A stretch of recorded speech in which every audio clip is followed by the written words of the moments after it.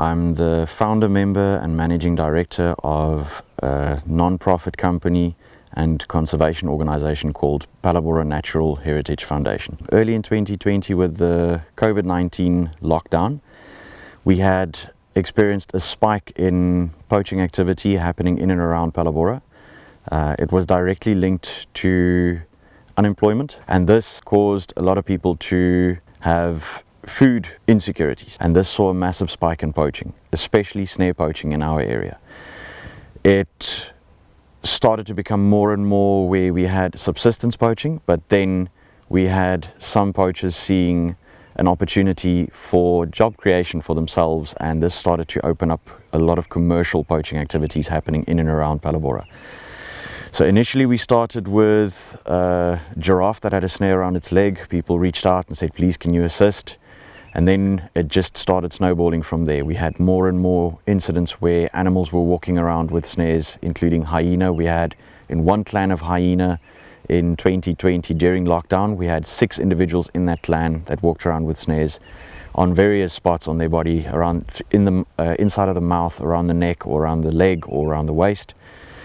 So we were called out to assist with this, and that is where this organization started up, and we saw a need for snare removals and snare sweep operations to clear certain areas and to try and prevent further poaching and destruction of our natural biodiversity in and around Phalaborwa. And this just grew and snowballed to the point where we've got a volunteer basis of local volunteers in and around Phalaborwa and further from other towns, surrounding areas, that come and join us on a weekly basis where we do snare sweep operations. So guys, just a bit of background info. This property we did last in November last year, and we removed 56 snares. So today we've got good weather. The vegetation is a little bit more open and clear. It is quite dense down there, and potentially we can expect to bump into dangerous animals. Just to give you an idea of what we're looking for today, the snares that they're setting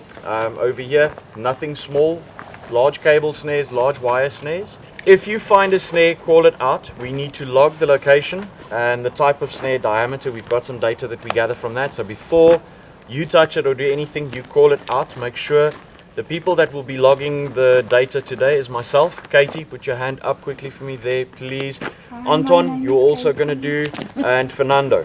Okay, so it will be the 4 of us. So please make sure that either one of us comes to you when you've got a snare so that we can log it. Then after we've logged it and possibly taken photographs, because we're building a database, then we remove it. The way that we remove the snare, we remove it as intact as we can. So we don't cut it off just on the tree, we actually undo the snare from the tree and remove it. The reason why we do that as well, if we do a sweep through here again and we find a snare that's been cut off, we don't know if it's one that we've logged before or not. So we try and remove the entire thing. Okay, and we keep it intact. We do not cut it up into smaller pieces. The reason for that, we donate our snares to Down to the Wire. They create jewelry from that, and the money that comes from that is plowed back into conservation again. With myself being a member of SI Hunters and being the conservation coordinator for the local Mopani branch of SI Hunters, we started to notice an overlap. A lot of the volunteers are also members of SI Hunters. We created a MOU between PNHF and SI Hunters Mopani branch. This was the start and the birth of Snare Busters. This was then recognized by SI Hunters and Game Conservation Association's Conservation Committee as a potential for this to be extrapolated and actually grown onto a national level where other branches can buy in on this idea, because this is not a localized issue. This is an issue that is not only countrywide but international. There are a lot of other continents, not just Africa, that is plagued by snare poaching. This is a global issue. And it's rather unfortunate that even in modern days, where technology is at our fingertips and everybody knows about everything, that snare poaching is still something that not a lot of people talk about and is not known. Quite often on the forefront with conservation, it is rhino poaching that is taking the spotlight. But snare poaching is a massive issue because snare poaching is indiscriminate. It literally targets any animal going through, whether it is domestic or wildlife. So we often get animals caught and killed in snares that were not the target. This is what is unfortunate about snare poaching. This is a big issue. And even in residential areas, between houses, green belts, I cannot think of any habitat that is not utilized by poachers nowadays. And it is not just because of people being hungry, it is absolutely commercial. It is commercial ventures and up to the point of being syndicate level. We remove hundreds of snares from reserves that target even young elephants. From the beginning of January up until now, we've had 4 young elephants that have been killed in snares. Adult hippo, giraffe, buffalo. So this is not because of people being hungry. It's a misconception that is spread all over that people that poach are hungry. That's not the case. The people that poach provide meat at a cheaper price than butchers or grocery stores. It is a business. It's not because people are hungry. So this is the problem that we're facing. Education is key in our fight against poaching because people still do not know how bad it is.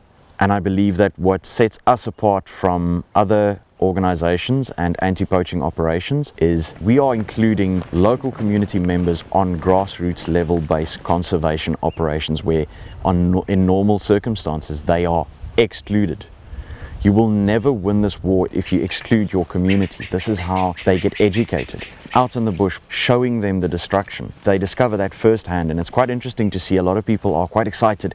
We're going on a snare sweep, we're going to remove snares, and there's this excitement up until the moment you find the first animal dead in a snare. It's like flicking a switch. The emotions come into play, and that's where people really start to realize this is cruel, it's harsh. They realize it's not just all fun and games going out and removing snares and it's feel good. There's a lot more that go into this. This is where you start to really reach people and touch them on a very deep base. And that's where they start to communicate with other people and say, guys, this is bad. We need to start doing something about it.